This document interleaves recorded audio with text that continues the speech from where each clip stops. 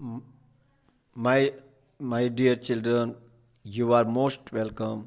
Today we are going to discuss some important question answers of the poem The Rain of the Roof on the Roof. Let's see the questions first. First question, what is a bliss for a poet in the poem?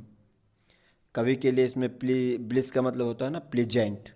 इसमें आनंद क्या प्रदान होता है poem में वो बताता है। The poet loves rain, कवि जो है रेन बरसात को अच्छा लगता है। Because it carries him in old memories, क्योंकि उसको यादों को ताज़ा करता है। He thinks it is bliss to hear the sound of the rain of the roof. ही और यही उसके लिए प्लीजेंट बनता है। Lies in the cozy bed, जब वो अपने बिस्तर पर पड़ा होता है। And enjoys the music of the nature, और वह प्राकृतिक म्यूजिक यानी बरसात की बूंदों को सुनता है। It is a bliss for him, और यही कवि कहता है उसके लिए ब्लिस है। ब्लिस का मतलब प्लीजेंट यानी आनंद है। तो कवि इस प्रश्न में ब्लिस का मतलब जानना चाह रहा था, मतलब प्रश्न से ब्लिस यानी प्लीजेंट यानी कवि का क्या आनंद था। इस प्रकार से हमने इस क्वेश्चन के आंसर को देखा। Now the next question, that is, when does the thousand dreams fancies begin to weave in the poet's mind?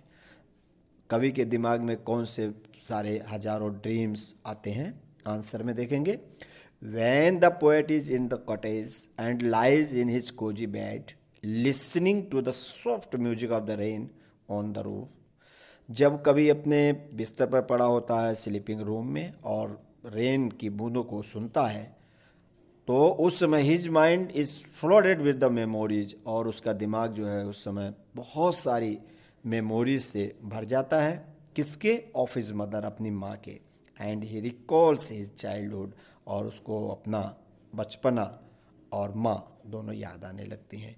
इस प्रकार से इस क्वेश्चन में जो प्रश्न ऊपर दिया था फैंसीज, फैंसीज का मतलब होता है कल्पनाएं जो कवि के मन में आई थी, उसका वर्णन किया गया है।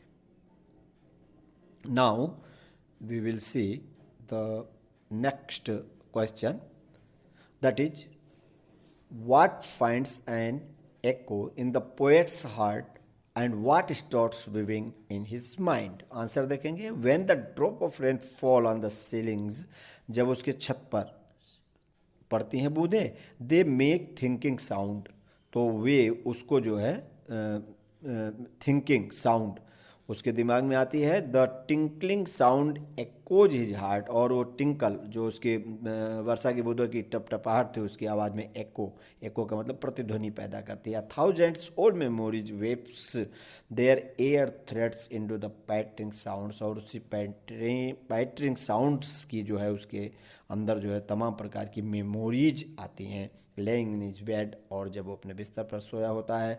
The poet is listening to the pattering sound of the rain falling on the roof, और कभी जो है इस प्रकार से पैटरिंग बूंदों के पड़ने की टपटपाहट की आवाज़ को अपने छत पर अनुभव करता है।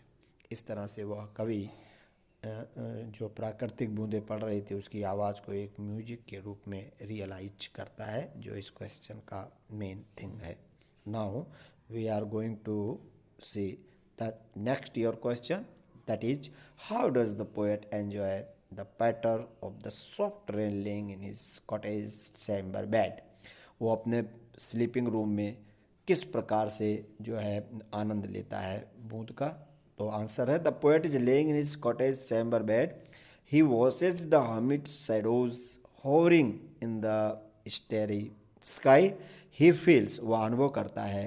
द मेलैंकली डार्कनेस जेंटली वीप्स, वह ऐसा अनुभव करता है जो बूंदों के रूप में। In the form of the rain drop, जो बूंदों के रूप में पड़ते हैं बरसात के। प्रेसिंग हिज पिलो, और अपने पिलो तकिए को प्रेस करता है। He is listening to the patter to the soft raindrops falling on the roof of the cottage, और अपने कटेज में वो सॉफ्ट बूंदों की जो टपटपाहट की आवाज़ को सुनता है अपने उस चैम्बर में, कटेज में सोए सोए।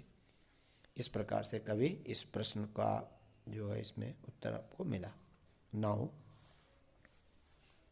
Thank you, that's all, okay.